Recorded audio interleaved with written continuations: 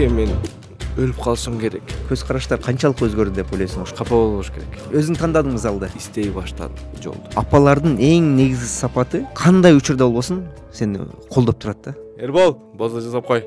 Бурчка чейин басып, өзүм басып барышты үйрөнүшүм керек деп. Айтып берди, мен таң калдым чындап эле. Ошого миң топ Кудайга шүгүр дейм да азыр.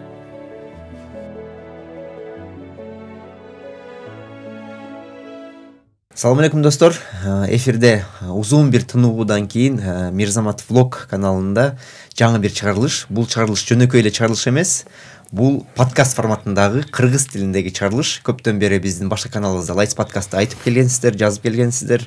Кыргыз тилинде подкаст болобу, ошону бат-баттан чыгарбайсыздарбы деп каалоолор бар болчу. Ошого жараша абдан кызыктуу конок таап келдик. Көп нерсени үйрөнсөк болот, мотивация алсак болот. Абдан кызыктуу историясы менен эрки менен биздин көңүлүбүздү, биздин кандай десек, кызыгуубузду өзүнө тарткан болчу. Бүгүнкү коногубуз Эрбол Жээнтаев. Жээнтаев туура эле? Эрбол. Кош келдиң, Эрбол. Рахмат. Кандайсың? Мамеке? Жакшы. Абдан кубанычтамын мени чакырганыңыздарга. Сен келгениңе рахмат. Абдан кандай десем, аракетчил адамсың. Көп жактарга болушуң керек. Өзүң студенттериң бар, окуучуларың бар, спорттук жактан. Ошо карасам бизге убакыт таап келгениңе рахмат. Эчтеке эмес. Бул жөн эле маек түрүндө, интервью деле эмес, ошого кеңири мындай чайдан ичип коюп, шашпай. Керек эмес информацияны ташап коюп деген отура берсек болот.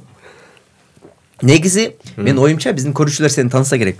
Көп эле сен жөнүндө көргөн, ошол эле Спутниктен, тиги ЛТР чыгарылыштарынан, кабарлардан көрүшкөн. Бирок көрбөгөндөр үчүн кыскача өзүң жөнүндө айтып бересиңби? Ким болосуң, каяктан болосуң, канча жыл болосуң, кандай жолдон өткөнсүң? Кыскача. Эрбол, атым Эрбол меники. Фамилиям Жээнтаев. 1989-жылы төрөлгөм. Город Фрунзе. Түйүм Талас.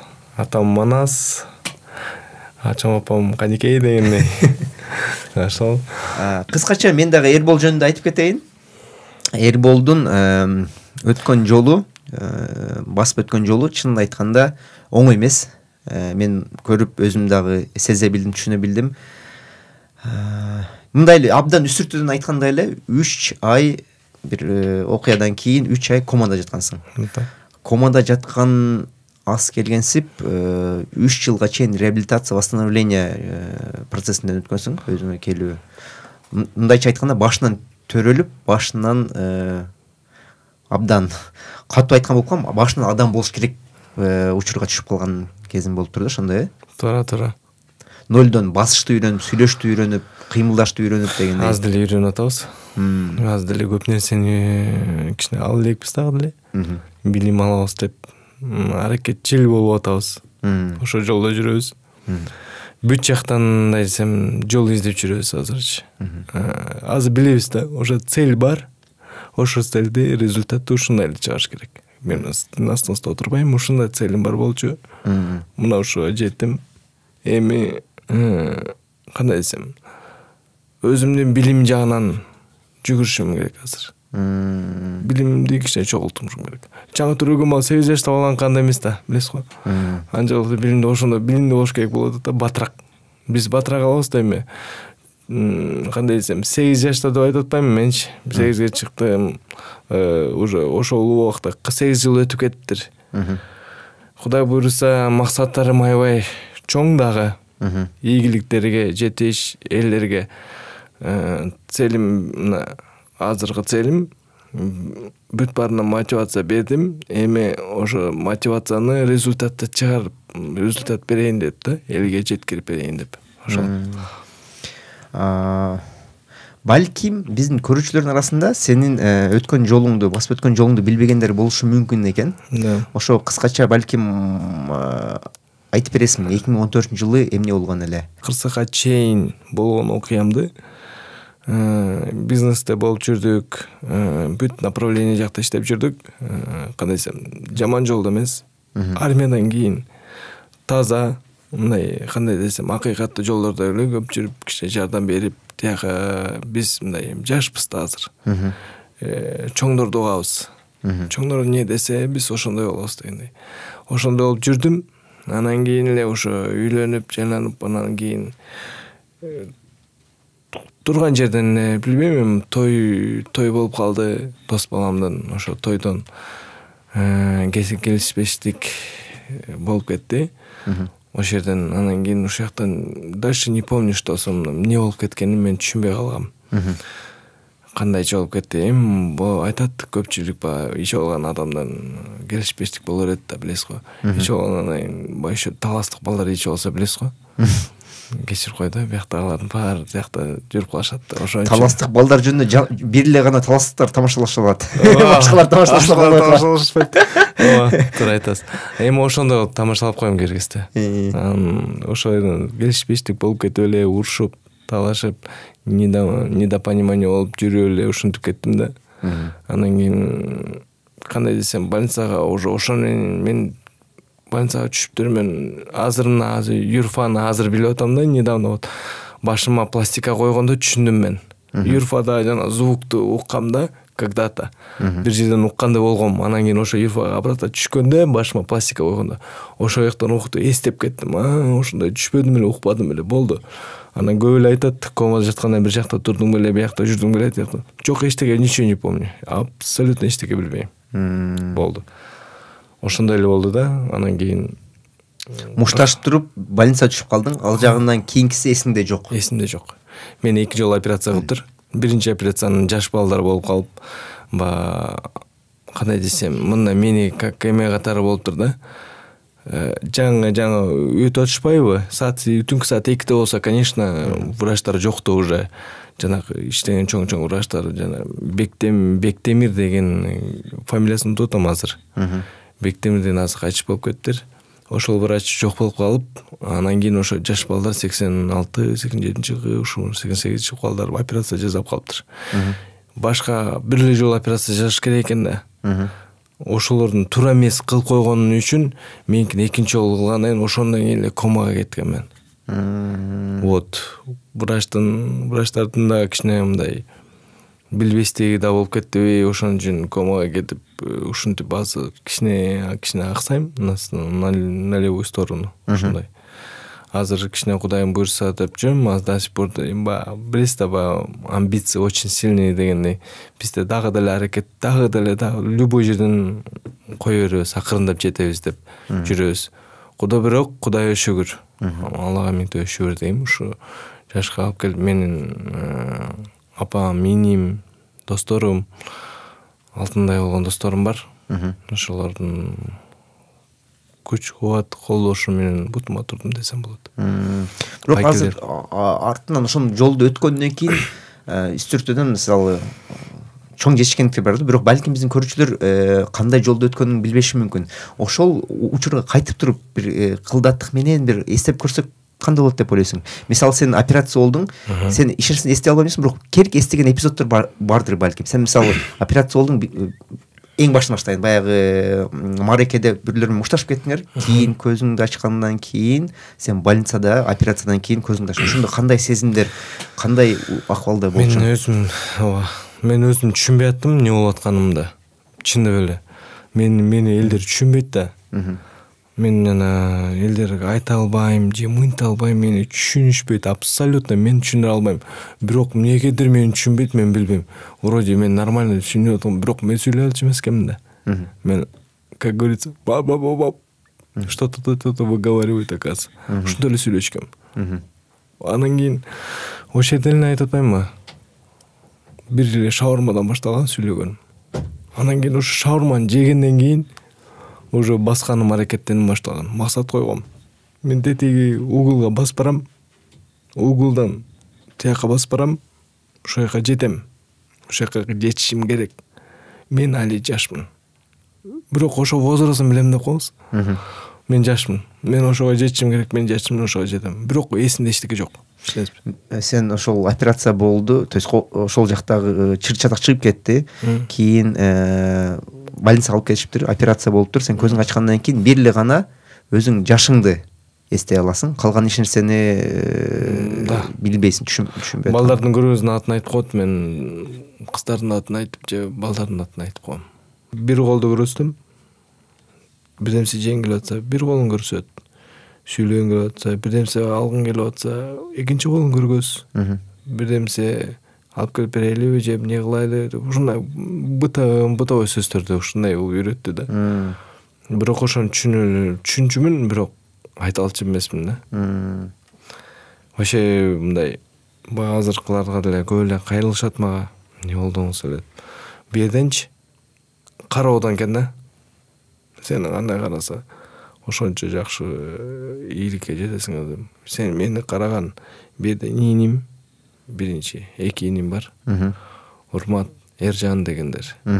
Апам, досторум, вот ушулардан поддержка, моральный поддержка. Мени кандай кылып, иним мени көтөрүп, тияка көтөрүп барчы, бияка көтөрүп турчу. Жана видеодо олай көрүп атпайсызбы? Отургузуп, мында бирок отурганда белим ооруп калчы, жатчымын мен. Анан биринчи жолу сиз айткандай жана басканымды мындай ичимде биякта, тешикте биякта через менчи мочегонный эмелер бүт баары через эмеге, через аппарат, трубку. Да, через трубку аппарат кетчи. Анан кийин ошондон кийин эле я помню, памперсте колум кыймылдабайт да, эчтеке колум кыймылдабайт. Но я как-то сумел, короче, памперсти выкинуть. Бул да жетишкендик деген, абдан кый. Вот, абсолютно да, жетишкендик болуп атпайбы? Анан ошол жака жеткенден кийин уже бүттү. Ошондон кийин эле уже строго амбиция катуу жесткий башталды. Мен кылышым керек, мен жетишим керек. Ишеним пайда болуп турду. Ишеним аябай пайда болду. Мен али жашмын, мен 25-темин. Мен жетишим керек деп ошол. Негизи сен интервьюларын көрүп чыктым. Бир интервьюда Эржан да айтып берди, больницага барсак, канча күндөн бери жаткан экен. Анан ал жакта балким докторлордун же ошол эле мед персоналдын убактысы жетпегендигиненби, же өздөрү жетишпегендигиненби көп каралбай калып калган учурлар болот экен. Анан жата бергендигинен бүткүл арка тарабы жарага толуп кеткен экен. Ошого мен өзүм сурандым. Мен өзүм эле карайын, өзүм эле карап, өзүм тазалап, өзүм жууп, өзүм байкемди өзүм карайын деп суранып ошентип кирген экен эле да. Ал боюнча эсиңде бир нерселер барбы? Жок, ал жок, мен алып чыккан билбейм, бирок айтып бергени ошо иним жок болсо, мени колдойт ошо өкүл аталарым жок болсо, например, мен бу жерде отуруп айтпаш керекмин янасына чын. Миң табы Кудай шүгүр дейм ошолорго. Кудайым направление берди деп айтты да, ушу баланы карагыла деп.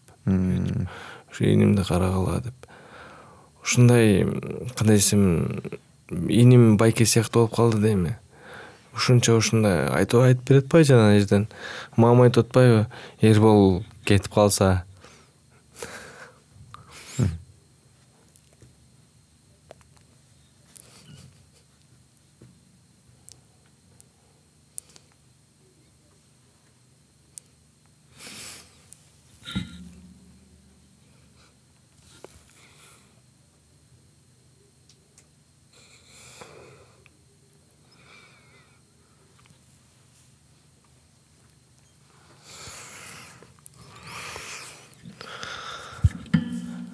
Эрбол кетип калса, мен бул жашоодон эмне кылам жашаш дегендей.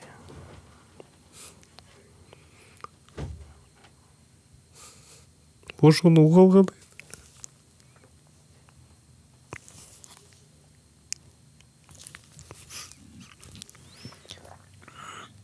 Азыр ал иним Америкада. Өзүн ошо ойлоп жүргөн максатына жетти. Мен абдан кубанычтамын азыр. Азыр иним эмес, мен ал байкем эле болуп калган, экөөбүз. Ушунчалык сүйүүсүн белгилеген да мага жиберди.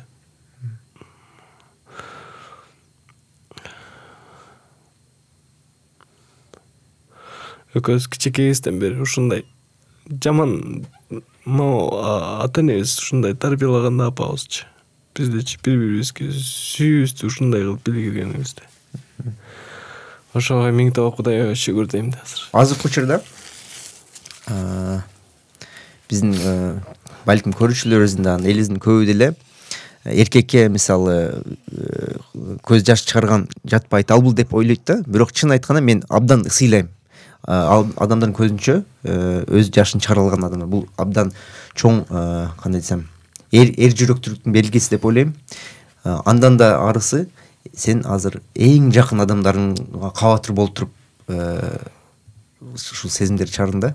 Апамдын сезими кандай болот экен. Сен даже өзүңдүн жашооңду жоготкон үчүн эмес, апамдын сезими, апам кандай болот экен, канчалык кабатыр болот экен деп ушул кабатыр менен ушундай немеге келдиң окшойт, эмоциялык сезимге. Ошондо азыр бүт баарын эстесем, азыр айтып атпаймынбы? Азыр мен үчүн бир ушундай бир кандай бир окуя ушунун баарын өттүмбү деп ишене албай турам да азырчы. Карап турчу ушунча жолдон өттүмбү, ушуга жеттимби депчи. Бул эле чоң жетишкендик да булчу жашоодо турабы. Ошон үчүн бүт целиңизге результатты чыгарыш керек деген ушул мына результат деген. Ушуга жетейин деп мен канчадан бери телеп жүргөм, мына жеттим да. Азыр Кудайга шүгүр. Күнүгө турганыма көп эле айтат, кантип сен радостный болуп жүрөсүң деп. Радостный болбогондо Кудайга шүгүр тирүү жүргөнүмө радостныймын да. Кубанычтамын. Сиз менен туруп сүйлөшкөнүмө, элдер менен туруп саламдашканыма абдан мындай кубанычтамын да. Постоянно мындай всегда на позитиве дегендей. Без позитива нет в жизни. Это буду раскрывать, что бирдемсе бирөөгө элге көргөзбөй мындай кейип жашоомду ойлонуп мындай болбой калды, бул тыйын болбойт да. Соп турган балдарды аз көп эле көрүп жүрөм, кыйналып эчтеке кыла албай, мага жазып атышат, мен эмне кылышым керек? Мен дагы сендей абалда болуп калдым. Өзүм өлтүргөнгө. Мен деле баргам өзүм өлтүргөнгө, чын айтайынбы? Өзүм. Бирок мага ушундай эмнеге мен өлүп калышым керек? Өлгөндө эмне? Мени ыйлап көрүнүп коюшат эртең. Эмне болот? Балдарым эмне болду? Атам ушундай болуп өлүп калды. Атам билбей калышат. Всё. Ошого кичине мындай эме болдум да. Энем турса, апам биринчи өлүп калып, анан ушинтип болуп, апам деле кейит да, аябай. Апама кейип, энем вообще ушинтип атса элестетсеңиз. Анан кийин ушу бир настройго кой, токтотоюн мындай. Кудайым буйруса, мен жетем ушу койгон максаттарымды, мен ашырам, мен кылам. Сиз айткандай мотивация мага көргөздүңүз го, жазып туруп, чоң мотивация кылып жетип түшүп кеткен. Акырында сиз айткандай, акырындап секирип жетип атам. Кудай буйруса, аста койгон максаттарым көп дагы деле. Бул чеберчилик боюнча китептер жазылган. Стратегия деп коеюн. Максаттарга жетүүнүн стратегиянын бир түрү бул кичүү максаттардын чеберчилиги деп айтылат. Искусство малых целей. Далда айтып чоң бир максат коюп алып элем да, миллионер болом деп эле эмес. Жок, биринчи мен айына жок дегенде 50.000 сом тапкан даражага жетишим керек. Жеттимби? Жетип кийин чоң эмес, кичи максаттар коюп туруп, ошентип сен жолуң деле ошондой болгон экен да. Ооба. 2014-жылы мындайча айтканда башынан төрөлгөнүңдө, ошол кырсыктан кийин эң биринчиси могул бурчка чейин өзүм басып барышты үйрөнүшүм керек деп айтып берди. Мен таң калдым чындап эле. Кийин көчөдө чыгып туруп астындагы скамейкага барып отуруп, скамейканын жанындагы даракчага отургум келип атат дегениң. Ошондой бүт бар ушундай болгон чындап эле. Кандай десем, бар эле айтып берсем аз таң кала беришет көп эле. Кантип деп. Сен эмне кайсы жака барып лечение алдың эле, кадимки эле эл катары эле больницада жаткам. Эл катары просто стабильно эле, просто өзүм барып лечение алып, жатып, сразу залга барган эмесмин. Залга мен өзүм басып баргам. Мени бирөө алып барган эмес. Инимде жүргөндө да мен инимди алып барган эмес.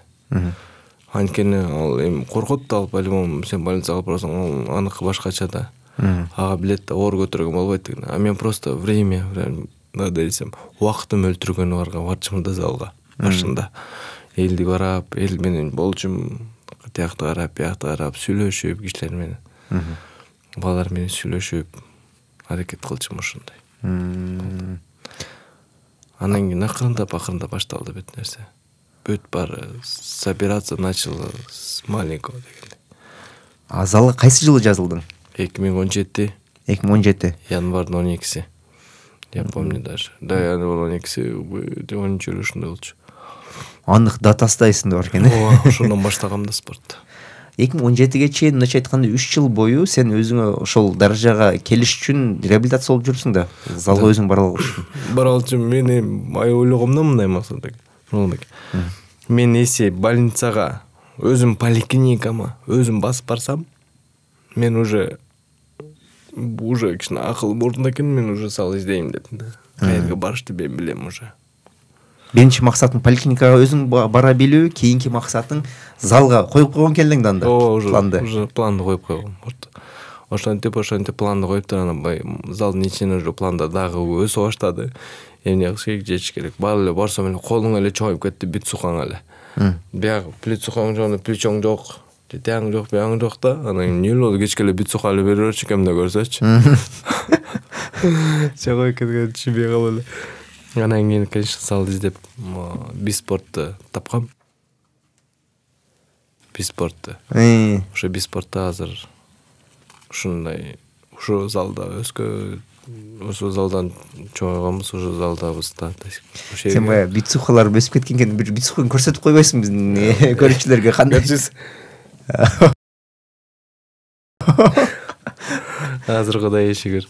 Ошого жетебиз деп планет. Ошол эле залга бара баштаган, биспорт залга өзүң тандадыңбы залды? Ооба. Үйүң жанында эле балки. Жакын эми мен политехте жашайм да, теги жакыныраак. Политехтин ошол Горький, Бахага барышка ыңгайлуу болгон келе.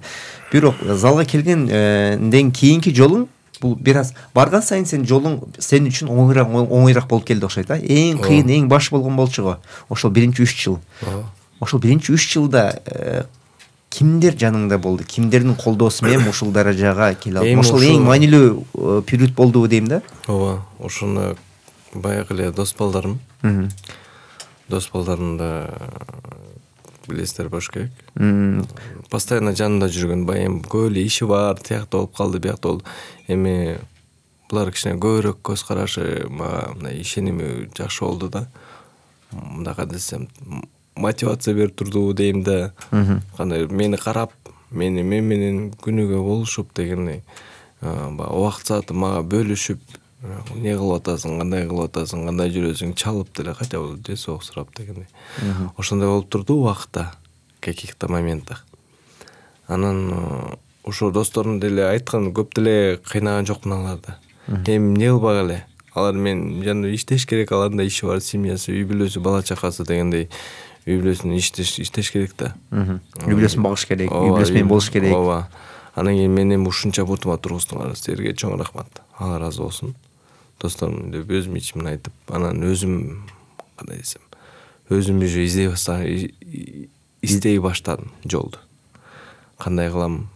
Залга барып, биринчи максатка жетип, кичине мындай өзүмдү алып келип, балдарыма көрүнүп, балам жаңы төрөлдү. Балам экөөбүз тең элебиз да почти. Экөөбүз алда 8-те, мен да 8-темин деген. Сайтан сөзүн айтып. Ошону айтканда мен таң калдым. Абдан башкача метафоралык салыштырма болуптур. Мен өзүмдүн балам менен тең тушмун депчи. Ал 8 жашта, мен да 8 жашта. Сен төрөлгөнүңө 2014 жыл деп эсептесек, экинчи төрөлгөндө чындап эле аналогия абдан башкача. Көп азыр көп нерсени айта албайм да. Например, скорректировать свои слова не могу дегендей. Азыр ошого кичине көп иштеп атабыз да. Азыр сурап атпайсызбы сиз? Мен башкача айтып атам. Видите? Скорректировать тоже как-то сизди угуп атам, но не могу донести человеку дегендей. Ошол жакча минусовка да, чуть сейчас. Ошол азыр эми Кудайга шүгүр мына максаттарым бар, ошо именно насчет этого бороться. Именно буга деле бул деле сүйлөгөн деле биз адам киши чыгарды да туруп, ошону үйрөнүп кетиш бат эле да. Любой нерсени үйрөнүп кетиш аракет кылып койсок, эртең үйрөнүп калабыз. Ошондой азыр аракет кылып жүрөм. Кудайым буйруса бүт англис тилин деле сүйлөшкөндү азыр сүйлөшкөн кызым англисчени тимелей чик чайнаганда эле билет да коет. Мне обидно. Я тоже хочу. Я тоже хочу научиться. Тоже мотивация берди. Ошо насчет языков. Ошо Кудай буйрса ошо англисчени үйрөнүп өстүп жүрөбүз. Абдан сонун максат турбайбы? Сен азыр чын айтканда өзүңүздүн эне тилде сүйлөөнү үйрөнүп аткан кезиң болчу. Ооба. Керки сөздөр, керки ойлорду жеткирүү үчүн ал операция мээге болгон болчу да, сол жагыңдагы височная зонаны операциялап ошол жерде металл, кийин азыр пластик койду деп атасың үстү жагына. Ошондуктан жөн эле сүйлөө эмес, ойлонуу, колдорду кыймылдатуу баары кыйын болчу да. Кыйын болчу абдан. Меники вообще өзүм кыймылдатчу эмесмин. Азыр деле сол жагым кичине слабый, бирок слабый деп айта албайбыз. Сен айтып кеткен досторуң чын айтканда мага дагы тааныш жигиттер экен. Калмурат менен жакшы таанышпыз. Бектур менен дагы көрүшүп калганбыз. Ал строительный компания иштейт. Өтө эле реклама кылып аттарына. Айтып деле коер эм, Royal Construction иштеген болчу, биз аларга продакшн рекламалар тартып бергенбиз. Ошол эле Калмурат менен болсо ошол ишкердик ивенттерде көрүшүп калганбыз. Ал болсо Six Foot'ун негиздөөчүсү. Экөө тең чын айтканда бирөөсү ийгиликтүү башкаруучу болуп иштейт бир компанияда, экинчиси ийгиликтүү ишкер деп билем. Сен өзүң дагы ишкердикке эми ишкерлик спортсмен болобуз го дейм. Спорт жагынан кичине көбүрөөк кошобуз азыр. Саңды кичине мындай элдерге ошо целин кичине аткарышы үчүн жардам беребиз го деп ойлойм. Буйрса иншалла ошого жетем. Спорттук максаттарына жетүү үчүн көмөк сала турган бир сервис же бизнес. Реабилитационный дейсизби? Ушундай ачасызбы? Ушунда көп эле суранышат. Кудай буйрса ойлоп атам, эси ошого финансы позволяет, конечно, ачканга абдан даярбыз. Канча бир туугансыңар? 2 бир туугансыңар? Сен иниң өкөр. 2 экөөбүз. Ата энең ажырашканбы? Канча жашында? Когда было мне 6, наверное, 5, где-то 5, 4, 4 бош керек. Бир жагынан мен сен толук менен түшүнө алам. Мен дагы көбүнчө апам менен бирге өскөм. Мен ата энем мен 3 жашымда болсо керек ошондо ажырашкан экен да. Мен дагы көбүнчө апамдын колунда өскөм. Апалардын эң негизги сапаты чын айтканда ошол үчүн бизди кээде избалывают, балким кээде балуют нас. Бир жагынан бирок эң негизги сапаты ошол кандай учурда болбосун сени колдоп турат да. Ооба. Сүйөт жана колдоп турат. Мен атам менен дагы жашам. Атам менен барып жашап кел. Сен ошо бир тууган инилериң бар, карындашың бар, ошолор менен дагы экинчи апаң менен бирге жашап кел. Мен мачеха дечүм. Бирок кийин өскөн сайын канчалык жакын адам экенин деп туруп экинчи апам катары кабыл алгам да. Атамдан бирок мен дисциплинаны, бир аз жоопкерчиликти, бирок капа болуп жүрө берчүм. Атамды түшүнбөй, атам мени түшүнбөй, бири-бирибизди түшүнбөй, мына жакында эле мына бир 7-8 жыл алдын эле бири-бирибизди толук менен кабыл алдык. Ага чейин түшүнбөстүк болуп жүрүп. Бирок көбүнчө жашамдын көп эң чоң бөлүгүн апам менен өскөм. Апаларыбыздын ошол сапаты эң негизги сапаты го деп ойлойм да. Кандай учур болбосун, биз кандай жаман иш, кээде жаман иштерге дагы кирип кетебиз, кээде баягы разбойниктер окшоп, хулигандарга окшоп кетишибиз мүмкүн, не то кругтарга аралашып кетишибиз мүмкүн. Ошондо деле ошол карабастан деле бизди ар дайым кабыл алып, колдоп турушат го дейм да. Ооба, туура айтасыз, абдан колдоп турат. Кандай обстоятельствада болбосун, сен кандай болбо, жаман болбо, жакшы болбо, сени постоянно колдойт апаң. Ошон үчүн апам өзгө ата да болуп берди. Бизди мындай да кыз эмеспиз да. Мамам аябай сабачы. Тентек кылсак, бир нерсе кылсак, тентек кыла бересиң да. Сабачы, бирок ошон сагынасың да. Ошо сабаганды сагынасың деген. Ооба. Сагынасың, аз до сих пор деле мамамды керекесте урушуп коет меничи. Кичеке баладай. Эми все равно так любишь маму, вот ошон үчүн аябай мама апам жанында да азырчы менчи. Колумда эле болсун деп. Ошол биздин жаныбызда эле күлүп жайнап жүрө берсин, тигиндей кыласызбы, мындай кыласызбы, азыр бүт баарын мамамды залга тартып, спортко кичине көндүрүп атам, азыр акырындап. Бир ай келип, кичине бир 15 күн келет дагы, кайра келбей калат. Кайра мындай кылып деген акырын мама басыңыз деп аран көндүрүп атам азыр. Канча жашта? Мамам 60-та. 60-та. Залга көндүрүп атасың. Ооба, Мам, көрдүңүзбү? Залга барыңыздар. Яни мам дагы залга просто дагы абдан көп басат. Кыймылдашты жакшы көрөт. Ошол тердеп турам, көп бастам, азыр арыктап калдым деп кеше жакында сүйүнүп атты. Андан свиданкага чыгып келдим дейт. Андан жакшырат түштүм дейт жакын арада. Ооба. Демеш керек. Спорт менен кандай возрастта болбо, эртең менен вот американецтер барбы? Вот таң алам бул ушуларгачы. Эртең менен турат, чуркайт. Вот чуркагандачы. Что она? Булар чуркоо. Жизнь экен да, булар жашоосу экен. Эртең менен чуркайт, андан кийин жумушка кетет. Жакшы экен да. Айтылат эмеспи? Движение это жизнь депчи. Кыймыл аракет бул жашоо, бул жашоонун негизи деп. Негизи ошондой экен да. Кыймылдап туруш керек экен өзү негизи. Жөн отуруп. Азыр көп кыймылдатканга аракет кылып атам. Ошон үчүн бүт сиздин апаңызга дагы кыймылдасын. Спортко, залга бериңиз. Ошол жакта алектенсин. Болду. Залга мен өзүм барып турам, бирок залга барганда дагы көбүнчө бассейн үчүн эле барат экенмин да.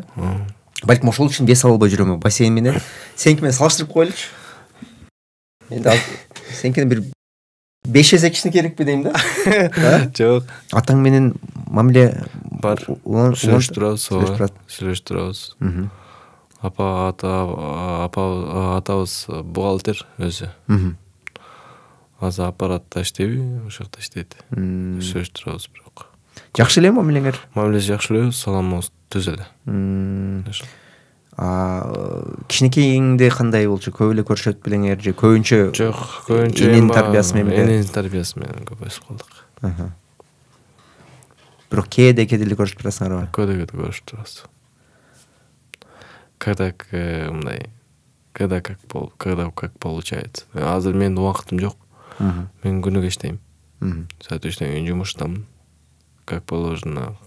Элдерди качать этебиз. Качать салабыз, кетет.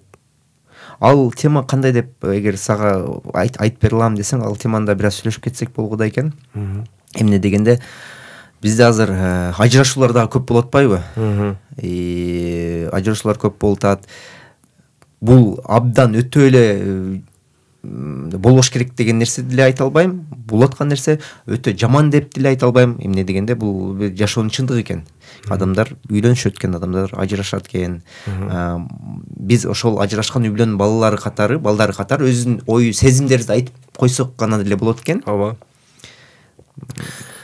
Эми кандай десем, бул өзүнүн да кемчиликтин баарынан атаман кеткен. Апам бу жерде ойлойм, апамдай аялды таппайт го дейм. Все равно канчадан бери жылып, канча жылдан бери жок болуп, анан кайрап, биз менен жашап, анан уже как-то у нас не сложилось жить с ним. Жашоо кичине мындай башкача болуп калды. Анан кийин ошол кайра кетирдик. Өзү кетти да. Потому что уже, конечно, бизди кичинекейден бери чоңойтпой өстүрбөй калды. Биз менен болбой калды. Кантип анан жашай алат деген да. Анан азыр жашай албайт. Азыр жөн эле тааныш жакшы киши. Просто адам менен биз сыйбыз азыр. Эми кичинекей кезде канчалык энебиз апабыз аябай күчтүү экен. Бизде канча да болбосо да бизде жумасына биз илгери концерттерге барчык апам менен. Концерттерге бүтүп каждый выходной сайын апам бизди концерттерге алып барчы. Анан филармония, теги Кожомкулга концертке Бекборбиев бүт концерттерге алып барчы. Дворец спорта. Тамашо эмес, жана эмне деп коет. КВН тамашалоо. Жок, андайларга эмес, белки Донна Дуэтова кичине тамашалап болчу эле го, байкелерчи. Кудулдар. Кудулдар да, кудулдардын олдо көп алып барды иште. Апам ошака алып барып, бизде баалы болду, ошентип каждый выходной сайын алып барып, жаш кезибизди биз аябай эле жакшы өткөздүк. Апам бизди жакшылап бизди карады, жуундуруп, тазаландырып, бизди таза жүргөндү үйрөттү. Таза кандай болуш керек, мындай эркек бере турган бизге эмени апам берди да. Кандай кылыш керек, эмне кылып жашаш керек, мындай ар бир ишке дагы бозомаксымды жасаганды дагы мен үйрөнгөм. бозомаксын жасагандычы, особенно биз бозомаксын сатчык да. Биз бозомаксын сатчык кичинекей кезде. Анан кийин ошол жактан баарынан Нижний Аларчада иштечик, ошол жакта жашап, ошол жерден бозо сатчы мамам. Анан бир күнү эле мамам бирөө менен урушуп кетип. Анан оозу көрүп калыптыр мамамды. Оозу боозго чапканбы? Же бир нерсе мама ким деп анын жинин таппай калдык. Анан мама айтпай койду бизге. Мен уже кичи кезинен жаман бил сөзүнөн жаман бандит болчумун жаман. Канча жашында эле анда? Ал где-то бир 8 жашымда болуш керек. 8 жашында. Ушундай 8 жашка жете элек болчумун. Анан кийин ооруп калды бир моменттер жатып эле, анан кийин үйгө бозо эртең заказ келип калды да, мамачы ушундай 40 литр бозо бериш керек деп. Анан бозо жасаш керек, максим жасаш керек. Канча жасайбыз? Мамам просто айтып турмуз, мен өзүм эле жасап коем, өзүм эле жасап коем. Ошол жерде мамам айтып атат, муну кыласың, тигини кыласың, тигини салып бышырып туруп, эртеси карасам, мен бозом краш болуп кеткен. Эртеси уже заказдар эле краш бозо жасап көрсө деген. Краш бозо жасап көрсө элдердин баары заказ берип, жакшы жасаптыр деп өзү мамам ойлоптур да, мамам жасаптыр. На самом деле мен жасагам. Ошентип анан кийин мамам мени көндүрүп коюп отуруп бозо жасап кечке. Эрбол, бозо жасап кой. Мен да товарды жөнөтүп, ошентип эле бозо жасап үйрөтүп койду. Ошентип эле бозомаксын үйдөн жасап эле мамам келгенче. Ержан иним экөөбүздү, инимди анан мен да үйрөткөм, экөөбүздү мамам үйрөттү. Ошентип экөөбүз жасап отурачык. Мамамды күтүп кечине келет, кечине келгенде бозону эметесиң да. Даярдайсың анан. Кантип даярдайсың? Короче, мындай ал иним экөөбүз эки жактан кармалчык. Тияктан бери элетип белеңер. Элеп жок, кармап турчук. Анан кийин мамам элечип отуруп. Эме жок да, койгон эмелештиги жок. Анан кийин уже придумали, кичине ум жалес. Мондай бир отургучту эле эмесин алып, ортосунан алып, ошол жактан ороп туруп эле, ошол жактан эле эрчик. Аны эргенде да мамам биз көрүп койчу, меге отургула деп. Биз бозону чыгарып, ошентип кана акырын анан кийин базарга алып барчык, базарга алып барып, анан уже кой ташыганды үйрөнүп, ошол жакта кой ташып, машина салып берип, акча алып, ушинтип эле бир нерселер кызмат кылып жүрөчүк иштеп коюп, наслаждаюсь детствой дегендей. Азыр ооба, иним экөөбүз. Сен канча таптың? Мен мынча таптым. Молодец, болду. Канча табат элең? Ой, 100 сом, 200, 300 сом турсаң сонунда. Канча жаш? Анда 8 жаш, 6 жаш. 8, 5, 6 жаш болуш керек. 7-6 болуш керек. По-моему, 5-7 болуш керек. Ушундай жашта кичике болчу кайбырлар. Анан кийин уже кичине чоңоюп баштаган, кой сойгонду үйрөнүп, кой союп, кой ташып ошол жерден кой ташып иштеп Курбан айт майрамда аябай кой союлат да. Ошондой да кой ташып, кой союп, ошондой иштеп кой сойгондун помощниги болуп жүрчүмүн мен. Иштеп. Помощник, кой сойгондун помощниги болуп ошол жерге жардам берип, тигини алып берип, муну алып берип, тигини кылып, ошентип эле убакыт өтүп кетти. Ошентип эле анан кийин ошо Нижний Аларчадан көчүп кеткенбиз Пишпекке. Пишпекке көчүп, анан кийин уже городской жизнь башталды. Аяктан уже городской десик каяктан, городской уже мындай. Уже аякка келсек, уже люди современные, такие люди вокруг нас. Все такие орусча сүйлөгөн, там на русском общение, билбейсиң да тилдичи. Школго тапшыртып койгон, мамам бияка койсуңар, тияка койсуңар деп. Инимди деле окутучумун, анан ошондо мен школду токтотуп койгом чындап эле. 5-классым эле. Ошону токтотуп койгом. Окуунубу? Ооба, окууну токтотуп койгом. Неге? Мамам, апама жардам берем, мамама жардам берип көп. Ушинтип жардам берем деп бүт жактан мама базарга бозомаксын алып барып жардам. Онда Ош базарда уже бер жагына келип иштеп калдык да, тияка Нижний Аларчадан кетип калганбыз.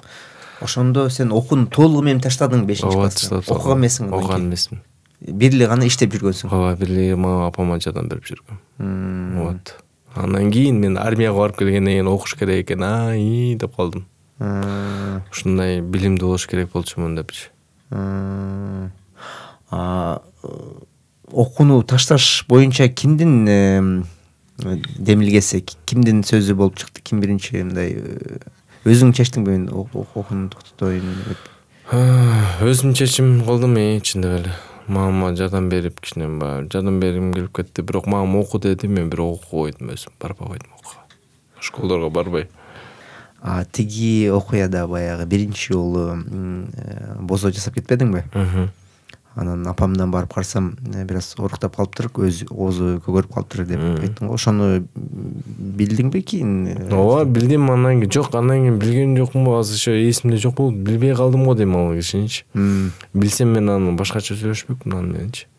Ошону эле билдим. Ооба да. Кысып коймоксуң да? Азыр дедим, аз деле кысканбады. Бирок ошондо эле биз эме болчук, чындап эле. Билбестик болуп кетти да. Анан ошентип акырындап ошентип ошол райондон Нижний Алатчадан уже көчүп кеткенбиз Бишкекке. Ошондон кийин эле ушул учурда колдонуп туруп бүткүл биздин бир эле кыргызстандык эмес, негизи эле энелерге ыраазычылыкты, энелерге ушул сүйүүбүздү, ушул барктуулугун билдирип кетишибиз керек го деп. Ооба, туура айтасыз. Эмне дегенде мындай үйлөр абдан көп, энелер өздөрү балдарын өстүрүп калган учурлар абдан көп. И ушул аял заттын батырчылыгы экен. Чын. Ушундай өздөрүнүн күчү менен балдарды ушинтип өстүрүп чыгарып, ушундай батыр балдарды бутка тургузганы үчүн.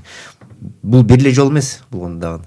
Сени иниңди жана 2014-жылдагы кырылдан кийин дагы бир жолу төрөлүп, дагы бир жолу өстүрүп чыкты десек деле болот го. Ошондуктан энелерге, апаларыбызга, бүткүл аял затка бизден чоң таазим, ыраазычылык. Биз кээде бир аз бейбаштык кылып коебуз, кээде туура эмес жолдорго кетип калабыз, кээде катачылык кылып коебуз, бирок сиздердин биздин коомго салган салымыңыз бул кандай десем, неоценимая вещь, неоценимый вклад, который вы делаете в наше общество, биздин турушубузга, биздин болушубузга. Бул сөздү айтып кетишиңиз керек го деп ойлоп атабыз. Балким сен да өзүң мамаңа ушул эфирде ушул мүмкүнчүлүк колдонуп туруп айтып кететирсиң, кандай деп ойлойсуң? Ооба. Апама, иниме, досторума, мен агаларыма, өкүл аталарыма бүт баарына рахмат айтып кетем. Жанымда ушинтип мага ишеним көрсөткөнүнө миңте Кудай шүгүр дейм. Ошолорго ден соолук берсин Кудайым. Бүт мени колдогондорго, бүт мага ишенгендерине силерге чоң рахмат. Ушинтип мага сүйүүңөрдү билдирген месер дагы абдан сүйөм баарыңарды. Барыңыздар, бар болуңуздар, ден соолуктуу болуңуздар, оорубаңыздар. Бүт эле кыргыз элиме эч качан үмүтүңөрдү үзбөгүлө. Сен бүгүн ушундай болсоң, аракет кылсаң берекет дейт. Ошо сөздү мен жаттап калыптырмын, жакшы.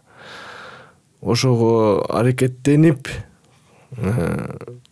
трудом, вера, дисциплина дейт го, ошо керек экен. Тартип болуш керек, тартиптүү болуш керек экен. Тартип деп койго кыргызча. Тартип, дисциплина, ооба. Да, тартиптүү болуш керекпиз. Бул биздин энелердин, апалардын айтып келген сөзү да, мектепте эжекелерибиздин да айтып жүргөн сөздөрдөн. Ооба, обязательно. Апама миңте ыраазымын. Кудайым апама ден соолук берсин. Биздин жаныбызда күлүп, жайнап, жадырап жүрөсүн. Ошону эле каалайм мен апама. Азыр любой жактан карайбыз азыр. Апаларды жакшылап караш керек. Апалар миңтебе ыйык да. Апа деген. Апаны жана айтып атпайбы, апа деген действительно ырдап да чыгып атышпайбы, ыйлап. Ошо адан дагы кино чыкпадыбы азыр. Азыр чыкканы жатат. Бейиш апанын таманында. Ошондой.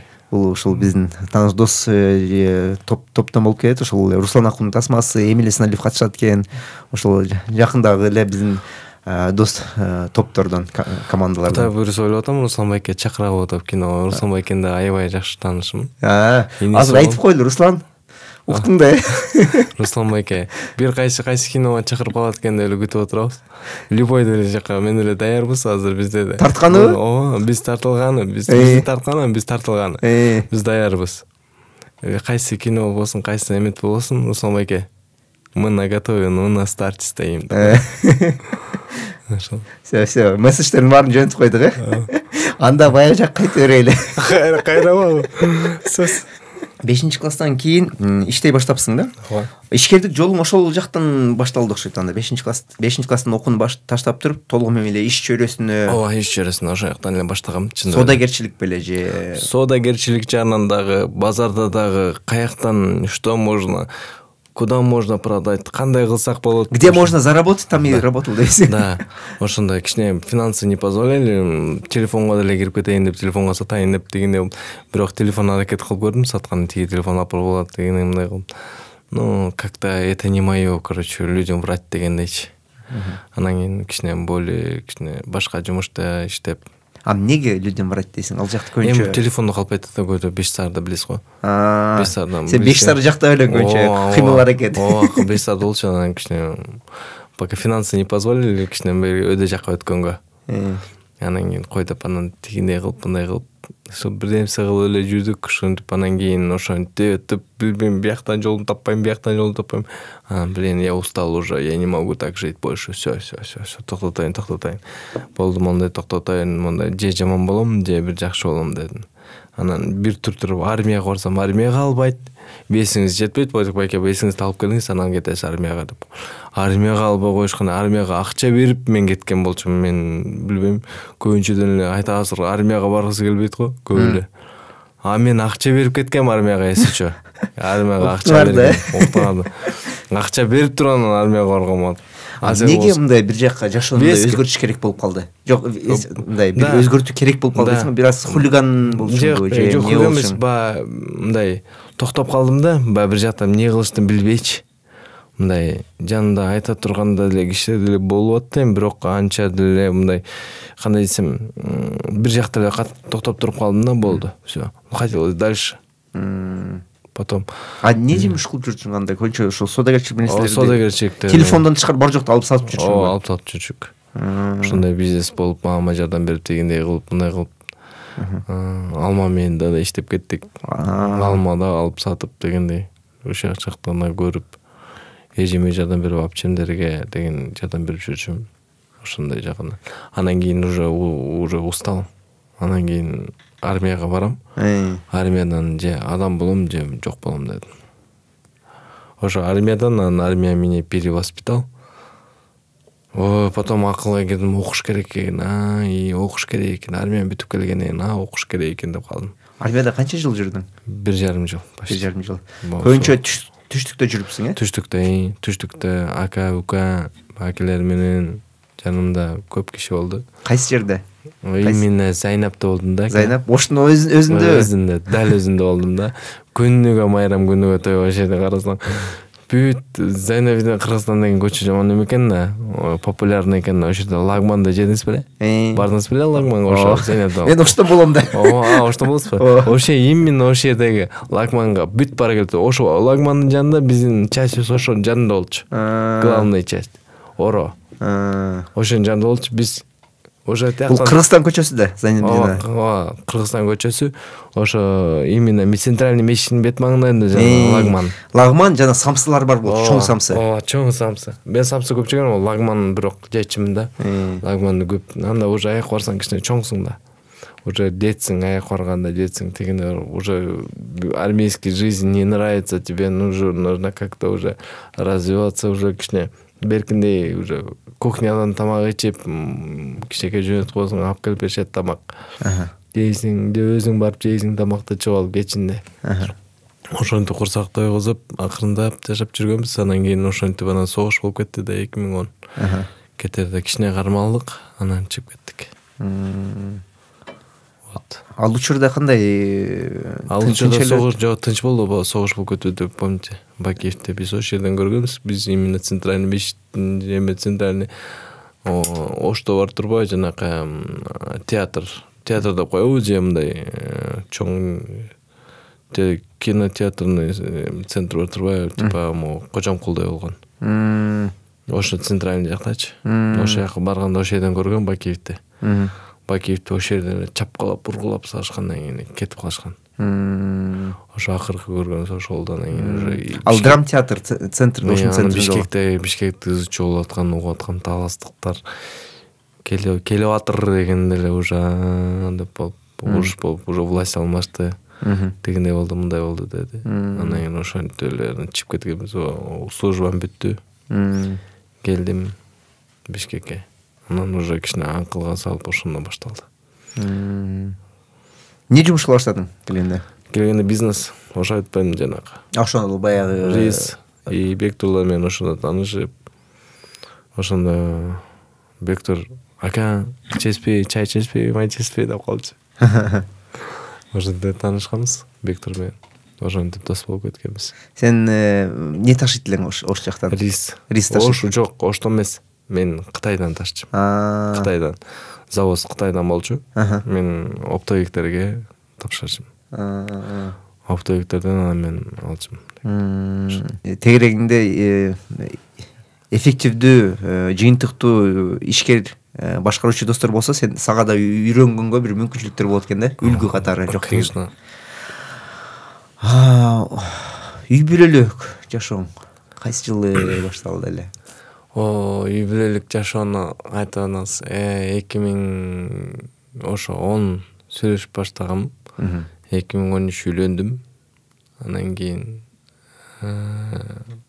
2014 2013 эле балалуу болгом. 2013 балалуу болдум. Үйлөнүп ошону балалуу болгом. Анан кийин экинчиси айтпайм азыр 8-те, экинчиси төрөлгөндө мен кырсыктап калдым. Сен комада болгон учурда экинчи уулуң төрүлдү. Ооба. Ошондо болуп калды. Январдын 3-үндө. Ооба. Сен бул учурда комада болчуң. Ооба. Январдын 5 3 болуш керек. Муну мен каяктан билем? Интервьюда ошол апаңдын сөздөрүндө угуп калдым. Сен комада жатат, бирок бул жерде баласы төрүлүп атат, ошол учурда өзү айтып берген болчу да, интервьюда. Ошол жактан билип калдым. Мындайча айтканда, балаң менен өзүң ошол бир кезде көз ачыпсыңар да? Ооба. Көзү ачылып, апа деп сүйлөгөндө үйрөнүп, синемде сүйлөштү үйрөнүп, басканды үйрөнүп. Ошол көз бирдей чоңойдук. Азыр мен тең. Азыр менин братым ал. Ал да тоже могу ошон капкара болгон бала. Ошол азыр окуп жүрүшөт. Кандай болду ошол кырсык болуп калды? Үйлөнгөн учуруң боюнча сүйлөшүп кетсек, кандай дейсиң? Кантип үйлөнүп калдыңар? Же ал жака кирбей эле койсок болобу экен? Жок, үйлөнгөнгө кирбейли. Хорошо. Анда ал жака кирбей эле койлу. Кырсык болду, Кудайым буйруп сен тирүү калдың. Чындап эле бул абдан бир жогорудан берилген бир мүмкүнчүлүк, бул бир буйрук, бул кандай десек? Бул бир береке. Болуп туруп сен тирүү калдың, Кудай сактап калды. Анан көзүң ачкандан кийин сон жашоодо калып эң кыйынчылыктар ошондо башталды да. Бирок айтат, мага ошо кыйынчылыкта сенин жубайың жагыңда болсо, сен эртерээк басып кетпексиңби, эртерээк туруп кетпексиңби деп. Мындай болуп атпайбы? Оозчу башында. Мен үйгө больницадан көчүп келди, алып келишти, бүт баары карап турушат, менин бир туугандарым бүт баары. Анан менин келинчегим үйгө келиптир. Көзүм жаткан бала баягы айтып атпайбы, мага угуп атасызбы жана? Көз жаткан бала көзүн ачпай ыйлап жибериптир деп. Ыйлап жибериптирмин да мен көрсө. Мен көрүп алып, келинчегимди көрүп алып ыйлап жибериптирмин. Баламды көрүп, ошондо көрүптүрмүн. Сүйүнгөнүмөн ыйлап жибериптирмин. Келесетиңиз монтип жаткан бала, 3 ай монтип жаткан бала үйгө келип көчүп келгенде сразу көзүн ачып ыйлап жиберген элестетпейсизби? Канча дегенни. Ошондо мамам айтып атпайбы, ушунчалык таң алдым, ушу туруп кетет го депчи бутуна. Көрсөтпө, ошондон кийин уже целимде кичине алардык ишенүү болуптур да, менин тарапка. Ишенүү катуу болуптур. Балам бутума турат деген. Ошондон кийин эле ыйлап жибердим. Ыйлап жибергенден кийин эле ал өзүнчө тиги апасынын эми канча жашайт, мен жашай албайт да. Мени көтөрө турган, мени тияка жылдыра турган бир эле иним бар да. Мага менин колум, бутум, күчүм, мээм деген ошол да. Мени менен эмне кылыш керегин ал билет да. Анан ошо менен эле айтты, ошол болуп турду.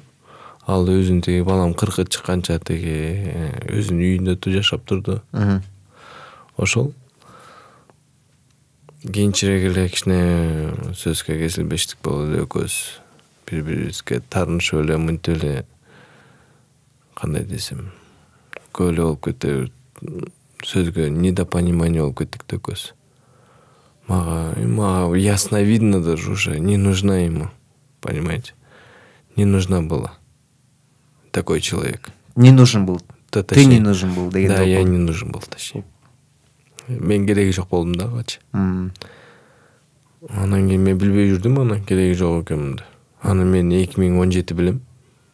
Натурале кереги жок экенин, оказывается. В арматуре болуп кеттирмен биякта уже болуп, уже сказка уже, бул уже не вернуть дегендей. Неге? Не знаю, просто какой-то момент было. Я ее пригласил домой. Вот из дома ушли все. Давай, приходи жить со мной, уже все. Бир аз сакайгандан кийин, да? Кичине бир аз сакайгандан кийин. Ага чейин 2014 баягы реабилитациядан кийин бир келип кеткенден кийин жашабай калгансыңар. Ооба. Ата энесиникинде эле жашап. Да, жашап жүрдү. Анан кийин аракет кылып жүрдүм. Бир какой-то давай жөө жашайбыз, мына үйдөгүлөрдүн баары кетти, мына өзүбүздү мени карап, мен жанымда ор, мен балдарым менен чоң өскүм келет. Ушундай балдарым атасынын жанында өссүн деп. Ошентип. Болбо, как говорится, она убежала от меня. Просто в этот момент. Мени подгузника жөнөтүп коюп туруп, мага алып келип берип койчу, мага подгузник деп туруп, ошо менен качып кеткен. Сен 2017-де басып калган кезиң беле? Ооба, басып калган кезим 2017. Анан кийин ошо укпайсызбы, 2017 ошондон кийин 2000 январдын ушу бир какой-то убагында отом, анан мен 12-синде залга барып атпаймынбы? Мотивация болуп. Биринчи жолу. Ооба. Ага чейин жөн эле Да. араң басалган кезиң. Араң эле басып аласың. Да. Сүйлөй аласың белең жакшы эле? Ооба, сүйлөй алат элем, жашынакай эле бар эле. Кудайга шүгүр. Айтып атпаймынбы, үйдөгүлөрдүн баарын кетирип, анан мен өзүм, мына, кел менин жанымда жаша депкен. Жаша дегемде. Менин балдарым жанымда болсун деп. Жок. Жашабайт. Качып кеткен менден. Ошондой качкандан кийин мен сөз бергем да, мен сага эч качан барбайм астыңа деп. Ошондон бери барбай, анан кийин уже баягы акылыңа келгенден кийин уже башкача ниеттер пайда боло баштады уже. Уже целдер, мотивациялар көбөйө баштады. Көрсөттүм. Азыр экөөбүз мындай сүйлөшөбүз, дос катары эле. Балдарым менен көрүшүп турам. Катышып турам. Анан 2018 официально ажырашканбыз. По документации. Ошо. Балдар менен мамиле? Балдар менен мамиле жакшы. Сүйлөшүп турам. Азыр спортко тарткым келет, бирок ошолор үчүн бардым да мен спортко. Ошолорду спортко тарткым келет.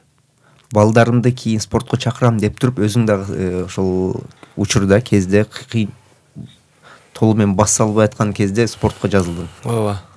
Спортко балдарыма көрүнүшүм керек, балдарым атасын билиш керек ким экенин. Ошондой болду. Көз караштар канчалык өзгөрдү деп ойлойсуң ошол кырсыктан кийинки реабилитациялык болгон нерселерден кийин? Азыр мен кишилерди билем. Түшүнүшсүз, ушуга үйрөндүм да. Кандай читаю человека дегендей. Внутри можно, оказывается, читать человека. Какой он, что хочет он дегендей. Уже начинаешь быть умнее, чем все остальные. Анан туура вопрос бергенге, туура кылганга аракеттенем. Ошон үчүн азыр дос балдарыма деле эмнеге тартам дос балдарыма? Эмнеге тартам? Алардын жумуштары бар болчу, иштери бар болчу. Мен эч кимге эчтеке тартмайм. Анан бирөөгө жардам бербейм сага, мен эчтеке кылбайм, сен менин досум эмессиң, сен мени карабай койдуң, сен мени бул андай мен андай жок. Бул деле бир сыноо да, туурабы? Ар бир адамга сыноо берет. Анда сен мени караган жоксуң деген. Айта албайм. Бүт эле досторум менен сүйлөшөм азыр. Аларга кайра бир мындай спортко тартканга аракет кылам. Спорт менен алек болсун деген. Мен баягы жагың абдан жакты. Бир учурда абдан көп досторум бар болчу дедиң го. Башка бир учурда ошол кырсыктан кийин ошол абдан көп досторум аз эле калды. Көбү менен мамиле курбай калды. Байланышта болбой калды.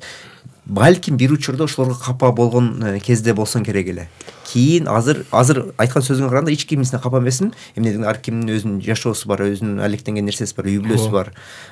Бир гана жакшылык каалайм, жана аларга керек болсо өзүм ошол спортко чакырып кетем деп атпайсыңбы? Ошол аң сезимге жетиш кантип мындай ошол нерсени керек адамдар ошол нерсени кое бере албайт, кое бере албайт экен. Бирок мага деле көп кайрылып атпайбы азыр? Ушундай дос балдарым ушунуп кетти, мынтип кетти. Бир эле достор эмес, бүткүл дүйнөгө капа болуп жүргөн адамдар бар да, мисалы. Капа болбош керек. Ван Дамды билесиң да? Ван Дам абдан физикалык жактан күчтүү инсан, билесиң? Кинолорун көргөнсүң. Конечно, ошол киносун мен чоң айдык го. Йоо, Ван Дамдын киносун көрүш үчүн биз тиги кинотеатрга эмес, анда дагы мындай бир кандай десем, бир мындай узунураак бир нерсе коюп койчу, ошонун ичине кино койчу. Ошо киного 5 сомдон берип көрүшүң да.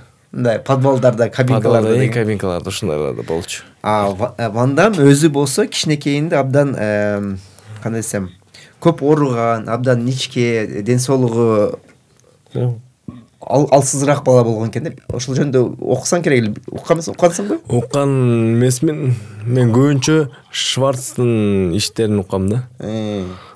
Айтып берейинби сизге ошону? Айтып бер. Айтып бер. Ошо Шварцтыкын, ишенесизби? Шварценеггердикин окугам да.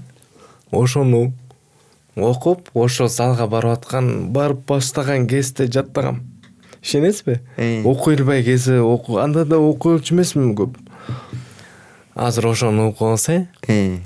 Сила приходит не от победы, силу порождает борьба. Когда вы проходите через трудности и решаете не сдаваться, это и есть сила. Видите, о чем говорит? Ана мен ушуну жаттап алдым да. Анан өзүм ичимен айттым, чын. Ичимен айтчумун. Сила приходит депчи. Келет бир күн болсо, бир күн күч келет депчи. Күч келди го. Ошол дем күчтүү ушул сөздөр берген экен сага. Ооба. Бирок чындап эле ошо спортко кирип ушундай аракетчил болоюн, Арнольдтой, Шварцтай болоюн депчи. Абдан сонун сөз экен, бирок там жыл айтып коесуң. Сила приходит не от победы, то есть бизге мындайча айтканда ийгиликтер, жетишкендиктер бизге күч бербейт. Бизге ошого умтулуу, аракет күч берет. Аракет күч берет. Кыргызча котормосу. Сайт котор койдуңуз. Жаңылып ошо ийгиликке жетпей калган учурдагы, ошол учурда жыгылсак деле, жеңилсек деле, бирок улантып аракеттене берсек, ошол бизди күчөндүрөт экен. Күчөндүрөт, ооба. Мындайча айтканда, жыгылгандар, ар бир жыгылышыбыз бизди күчөндүрөт болуп калабы. Ооба. Биздики ар бир нерсебиз ошон үчүн аракетчил болуш керекпиз да. Любой нерсени акырындап басабыз. Кыймылдай бериш керек. Кыймылдап. Уч албасаң дагы, чуркай албасаң дагы, баса албасаң дагы кыймылдай берсең, бир жетишкендикке барат экенсиң анда, Барасың. Кайсы кыйынчылык, кайсы точкадан баштаганыбыз ошол маанилүүрөөк окшойт. Керек адамдар абдан кыйынчылык жактан баштап туруп, биздин даража, мисалы жөнөкөй даража жеткени бул абдан чоң жетишкендик. Ооба. Эмнегеден көбүрөөк кыйынчылык көргөн болуп калат. Ооба, мен азбаймын. Ушул акыбалга жетип калганыма. Кудайга шүгүр деп айтып атпаймынбы? Ушуга жетпей де калышым мүмкүн болчу да. Жетпей калышы. Бирок жеттим да. Поддержка көп жактан болду. Мотивация болду. Өзүмдүн эле досторуман, өзүмдүн эле бир туугандарыман, көп кишилерден. Анан кийин ушул үчүн өзүм дагы чемерчиликти атпайсызбы? Чемерчилигим бар го дейм. Намустуу болдум болуш керек. Ушундай үчүн калгым келген жок чын. Балдарыма кийин чогойгондо ушундай максат алгам, балдарым атам ким болду, кандай болчу эле деп суроо вопроско өзүм турайын астында деп бутума турдум го дейм. Ошо Кудайга шүгүр дейм азыр. Укпаймын азыр, аябай. Ден соолугума Кудайга шүгүр деп. Ушу байлыкка эле жетишик. Айтат го, каждый раз өскөн сайын чоңой баштайсың да. Муну хочу. Каждый раз больше хочешь, чтобы людям тоже научить, кандай десем, туура сабак бергенге. Мени карап көп эле вопрос берет да. Эмне кылдыңыз, кантип турдуңуз, кантип лечение алдыңыз, эмне кылдыңыз депчи. Кандай десем, биринчи эси сен басып туруп келсең мага кел. Мага өзүң басып келишиң керек да магачы. анда мен жолун көрсөтүп бериши мүмкүн. А бирөө сени алып келсе, ырчы келбей эле коюш керек. Ал үйдөн өзүм ашыгыш керек. Айтып атпаймынбы, бир айтпайм тиги угулдан бул угулга басып. Бул угулдан тиги угулга басканга үйрөнүш керек. Элементарно болду. Анан кийин ошон үчүн баарыңарга айтып кетем. Эси силер бутуңуздан басып, аксасаңыз да басып келсеңиз келгиле. Анда жардам бериши мүмкүн. А бирөөсү машинага салып алып келсе, анда үйдөн өзүңүздөр үмүтүңүздү үзбөңүздөр, аракет кылып өзүңөрдүн мындай характериңерди көргөзүңүз. Аял зат болобу, эркектер болобу, бүт баарын айтып кетем да. Эч качан үзбөгүлө үмүтүңөрдү. Бир бүгүн бир шаг кылсаң, эртең сен 2 шаг кыласың. Бир кадам кылсаң, эртең 2-3 кадам кыласың дегендей. Ошол үчүн бүт баарыңарга Кудайым ден соолук берсин. Ушу ойлогон ой максаттарды аткарыш керек экен да. Ага кантип жетем деп вопрос бербей, кылып аракетчил болуш керек деген кыргыздын сөздөрү бар го. Ошого кошулам да менчи. Көп сөздөргө кошулам мен азырчы. Биздики туура сүйлөгөн айбай. Мына акылдуу сүйлөшкөн да. Ошого барабар экен да ушул кыймыл аракетибиз. Сон калуулорду баягы ойлорду айтып кеттиң. Мисалы ошондой учурга туш келип калып, анан сеникиндей жетишкендиктерге, сеникиндей бул ийгилик, мен ийгилик катары кабыл алам. Ушундай жетишкендик азыркы учурда кырсык көрбөгөн, толугу менен ден соолугу жакшы, эч кандай баягындай кыйынчылыкты, ошондой аварияны көрбөгөн адамга караганда көрүнүшүң жөнөкөй адамдарга караганда жакшыраак да. Сен баягы бүтүп көрсөтүп кеттиң. Мисалы менде андай жок. Аркындай эле. Бирок бир аз вес алайын деп атам.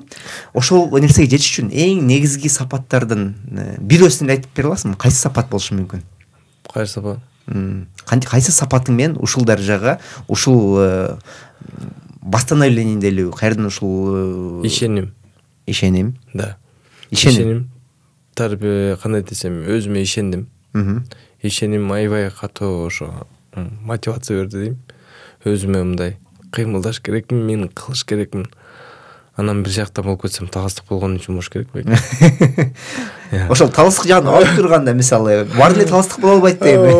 Мындай жөнөкөй адамдар болгондо дагы бир сапат айтып кеттиң жана. Сапат дегенде мүнөз балким, бир мүнөз. Кайсы мүнөз? Биз сен баягы ушул гүлүп жүрүш керек адам деген. Мындай гүлгөндөн гүлүп элге бар го, элдер кейисең отура бересиң го, кейип кечик эле ойлонуп эле муну кыла албай калдым, мен бүгүн мындай кылышым керек эле, мен тигиндей кылышым керек эле, буга жетпей калдым деп айтпеш керек экен көрсө. Позитивдик аң сезим шамдык айлык дедиң, Шамдык айлык. Жана бардык нерсе, бардык жылыштар, бардык өзгөрүүлөр бир эле кыймыл аракет менен чечилбейби?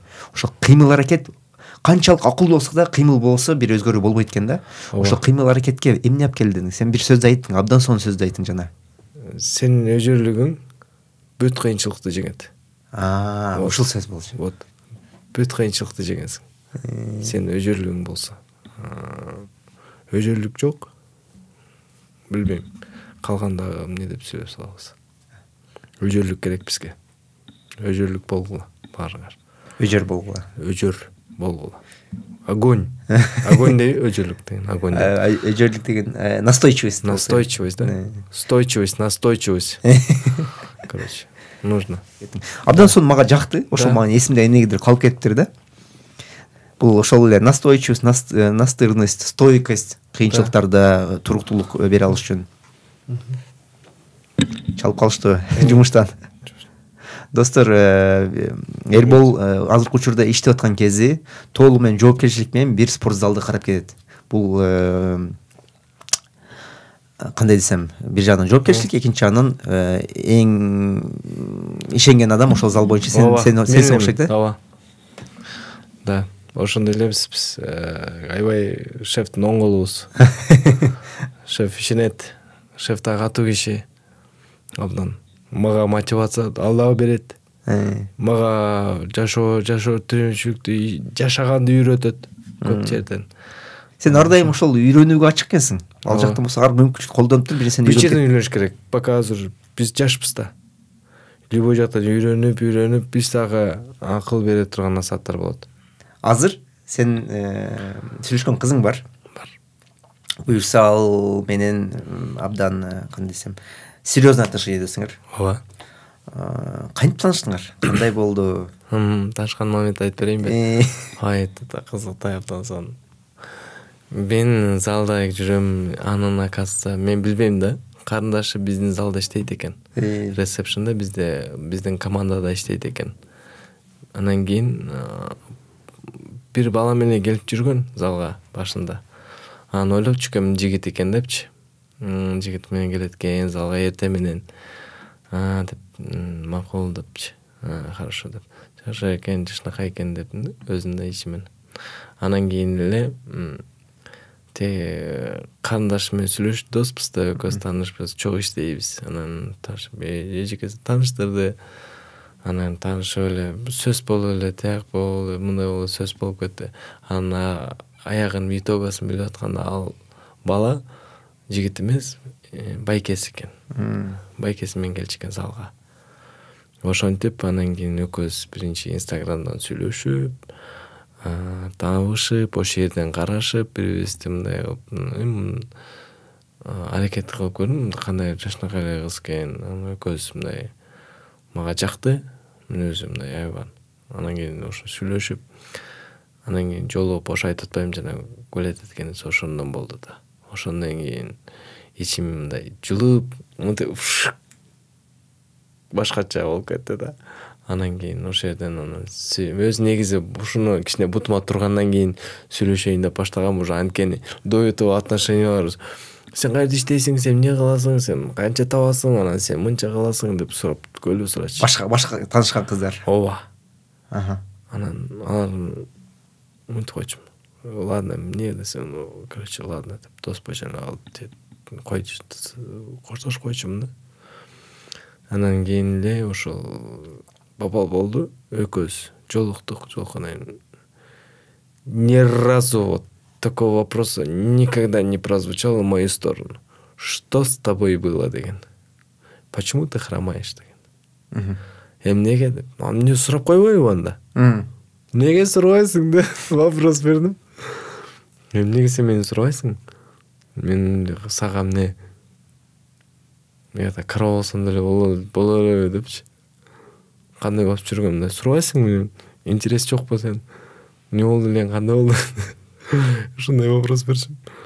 Анан ошондон кийин сурады, эмне болду эле деп. Өзүм жооп бердим. Мен ушинтсең дедим. Ошондойм деп, анан ошентип экөөбүз сүйлөшүп абдан азыр 1 жылдан өттү көп, 1,5 жылга жакындап калды сүйлөшүп атканыбызга. Биринчи жолугушуп туруп ошол биринчи жолугушуңар абдан кызыктуу болуп турат. Мен буну билем, бирок балким биздин көрүүчүлөргө ошол жагы дагы кызык болот экен. Инстаграмдан жазып жүрдүңөр, кийин көрүшөлү деп туруп бир ооба, көрүшкөнгө чечтиңер. 8-де саат, кечки саат 8-де 7-лерде жолугабыз. Андан кийин жана Калмурат деген дос болом, айтып атпаймынбы, ачкан бир жерде питание Боурик деген бир что такое, какое-то называется, название забыл тоже. Ошого барып, ошол жерден ужин кармап, наркы жакка барып, ылдый ошол жактан прогулка, ошону поужинали. Силер Манас университет жактан көрүшүп, ошол жактан тиги тамакканага чейин таксидардыр. Токтолго Тынсанова бардык, ошол жерден тамак иштик. Анан ылдый барып парк Панфиловда. Мен айттым да, жаш кезиңде ойнодуң беле? Көптөн бери ойнобой болуш керексиң деп.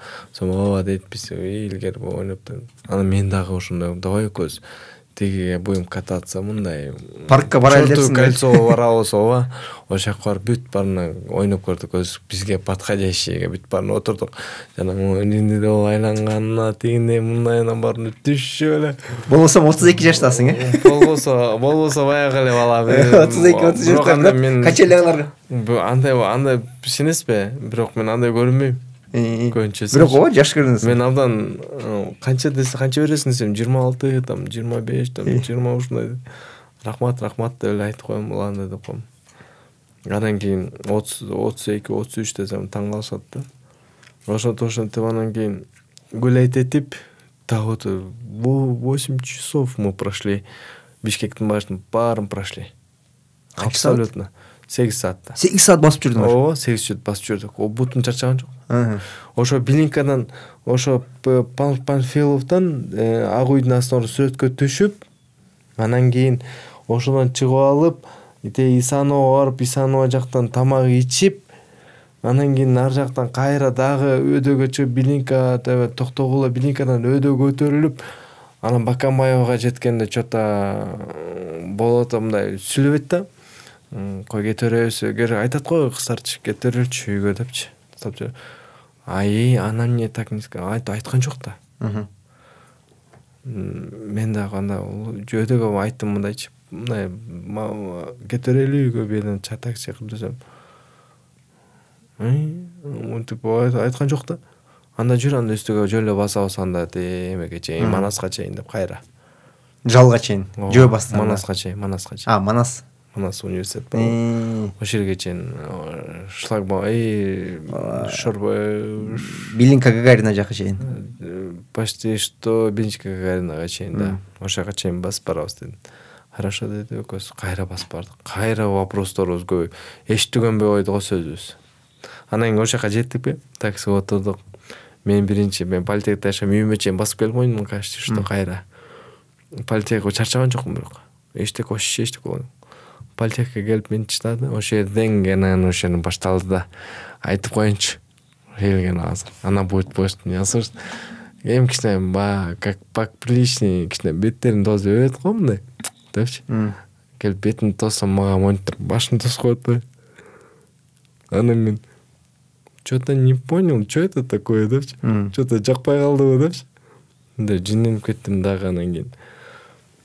Я тебе покажу этим деп. Хотел вообще 3 дня не общаться с ней. Бетин тоспой койгон үчүнбү? О, бетин тоспой үчүн. Не хотел 3 дня общаться. Анан кийин через день она мне пишет. Блин, ответьте. Все, хорошо, отвечу, все, она мне. Вообще, привет, что делаешь, как дела? Как, что делаешь? Привет, как дела? Что делаешь? Деп сурап калдыбы? Ушуну вопрос болуп калды. Да нет, дома жумуштамын, тигине мындай. Ошол жерден анан кийин уже билдим да, кандай ушунда мага сүйлөгөнүн, жазганын, экөөбүз сүйлөшүп, жакканыңды, кызыкканыңды. Ооба, бүт нерсемди, бүт ошол жерден искралар чачырап кетти го. Прям деп нападение болуп кетти, вообще чимей калдым. Анан башым айланып ошентип. Азыр Кудай буйруса, астында максаттар бар бизде. Ошого жетип алсак, Кудай буйруса баш кошуп бир жашап дегендей семейный жашоону да көрөбүз. Азыр айтат го бар эле. Я вот айтат го, көп эле семейный жашоону өзгөрүп кетип, мен ошону өзгөрткүм келбейт да. Каждый раз, каждый день хочу менять все по-разному. Ошон үчүн күлүп жүргүм келет да. Чтоб менять вот это улыбка, это жизнь дейт го. Ошон үчүн күлүш керек экен адамчы. Күлүп жүрсөң өзгөртөсүң да. Мына бирөө күлүп атса, эми бирөө жини келет, бирөөнүкү жыргайт тоже. Почему жүрүп атат, интересно будет тоже. Тоже хочет посмеяться дегендей. Ошон үчүн улыбка, это жизнь. Ошон үчүн жашоону мындай эле токтоткум келбей атат. Кудай буйруса, астыда дагы көп нерселер бар. Ойлонгон максаттарым, үй бүлөлүк максаттар бар. Ошол пландар боюнча айтып кетесиңби? Кандай пландар болуп атат азыр? Кудай буйруса, ошо эми мен деле зарубежге мен мындай иштеген эмес, конок болуп барып келгим келет. Турист катары. Европага, Корея, Америка. Бүт жака вот именно Америкага. Больше амбиции на Америку, потому что Америкада, Чикагода иним бар да. Иниме деле барып дегендей. Ошол жака барып. Мен азыр сүйлөшкөн кызым. Англисче, do you speak English вообще жашыгалды келтирет, потому что она сама это закончила. Именно английский дечи. Англисчени шакылдатат экенден да? Шакылдат. Бирок мен түшүнбөй кетем. Бирок бүт жактан мени колдойт. мени кармап, мени мындай кылып турам, мен аны менен акылдашам. Ал мага көп акыл насааттарын, мага советтерин айтат. Мындай кылчы, дегендей кылчы, мындай кылчы деп. А бирок акылдашам да. Чындап эле любой нерсени айтат го эркектер, мен өзүм кылышым керек, мен андай эмес. Общее надо делать, в общем. Ну, женщина должна слушаться. Ошеден аял киши угуш керек да. Бирок эркек киши да угуш керек окшойт, Эркек киши дагы уга билиш керек. Да, уга билиш керек. Уга билиш керек, сиз айткандай. Ошол. Сон нерселер сүйлөшүп кеттик. Сенин көз караштарыңды, ойдоруңду мага абдан жоготат. Эң негизги ошол өжөрлүгүң менен ушул даражага келгениң мени таң калтырды да. Бирок азыр бир балким бул суроо бир аз оорураак болуп калышы мүмкүн го дейм. 2014-жылга эгер кайталсак, Кайрабы? Анан ошол тойго кетип аткан өзүңдү көрүп калсаң, эгер көргөнгө мүмкүнчүлүк болсо, кандай кеңеш берип кетет элең? Эмне деген адан кийинки, ошол кырсыктан кийинки нерсең ал жакты чындап эле таң калтырат да. Абдан сонун сенин өжөрлүгүң, сенин аракетиң, сенин шамдагайлыгың, ошол шамдагайлык көз караштарың ушул даражага толугу менен мурунку Эрболго караганда 2-3 эсе, 5 эсе, 10 эсе күчтүүрөөк Эрбол пайда болду окшойт дейм да. Бирок азыркы ушул аң сезим менен ошол күнгө кайталганда кандай кеңеш берип кете алат элең өзүңө? Ошо тойго кетердин алдын болуп аткан Эрболго. Бирден ким кандай десем айтат го. Водка до добра не доводит деп. Вот арак да. Бирден күнөөлүү арак. Анан биздин тилибиз да, эч алган кишинин тили. Анан көп кишиге айтып кетет элем, арак эч качан жакшылык алып барбайт. Бүгүн сен жыргап жүрөсүң, бордоп жүрөсүң, эртең сен просто можешь превратиться в овощи дегендей. Ошон үчүн өзүңөрдү всегда мындай кандай десем билип жүрүш керек да адамчы. Ар бир нерсени кыймыл аракетин эмне кылып, ошону глубже ойлош керек. Эртең эмне болот дегендей вопрос коюш керек. Мен ошондон кийин оказывается не додумался тогда, советниктер аз болуп калыптыр, мен же билбей калыптырмынбы. Ошондон кийин мен абсолютно өзгөрдүм да. Анан кийин жашоого көз карашым абдан башкача болуп калды. Мен дагы бүт кыргыз элиме айтып кетет элем. Спорт это жизнь, да, честно. Чын айтканда, ден соолук, спорт бул ден соолуктун булагы дегендей. Бул сөз жөн айтылган эмес экен да. Спорт менен элек болсоң, бүт стресс, нервы, вот бүт баары ошол жактан чыгат экен. Анан кийин өзүң уже аяк жакка киргенен уже дальше адам эч качан тойбойт да. Бир эле 5 килограммды көтөрүп тажайсың да. Эртең 5 килограмм, эртең 10 килограммды уже көрүнсүзбү, уже берден уже анализ башталат. Уже көтөрүлүп баштайт. Ошондой эле жаңы максат. Анын жашоодо дагы жаңы максаттар көтөрүлө баштайт. Мындай кылышым керек экендигинде көрүнсүзбү, ушеден үйрөтөт да адамдычы. Кадимкидей спорт. Ошентип туруп бир гана Кудай ашуу дейм азыр. Ошентип үйрөнүп, ошентип калганым. Сиздин астыңызда отурган да бир жол. Ошондо эң негизги кеңешиң алкоголго барбагыла жана өзүңөрдүн аң сезимдерди контролдоп, шамдагай кыла билүүнү, агрессияга алдырбаганды ошого үндөп ошол кеңешти бере алат экен өзүңө, Ооба, туура айтасыз. Мен ошону айтып атам, сиз акыл насаатты сиз айтып атпайсызбы? Мен ошондой да айтып кетким келет. Просто мен азыр кечиресиңер, мен көп нерсени сизге айткандай, көп сөздү до конца жеткире албайм да. Анан кийин ошо жеткиргенге биз окуу илеп жүрөбүз. Көрдүңүзбү? Окуу илеп ушунча сүйлөп калганыма Кудайга шүгүр деп атпаймынбы? Мынтип сүйлөй албай отурчумун да негизи. Аз сүйлөп атам. Көп эле киши түшүнбөй калышын, бул эмне? Тигиндей кылып, мындай кылып, анан баштап эле капталдан чыгып эле мындай сүйлөп атат депчи. Бирок менин жашоомдо болгондо алар түшүнбөй калбак. просто көп эле туура түшүнүңүздөр.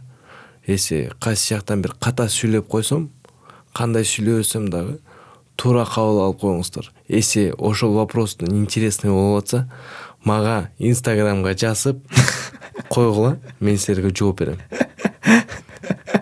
Так что хейтерлерди коет. Хейтерлер темасы бул такыр бир башка тема. Биз хейтерлер менен көп кездешебиз. Бирок мен өзүм атман айтып кете алат элем. Канчалык хейтер болсок деле, ар бир жазган комментарий бул контенттин өзүнү ачыктабайт экен да.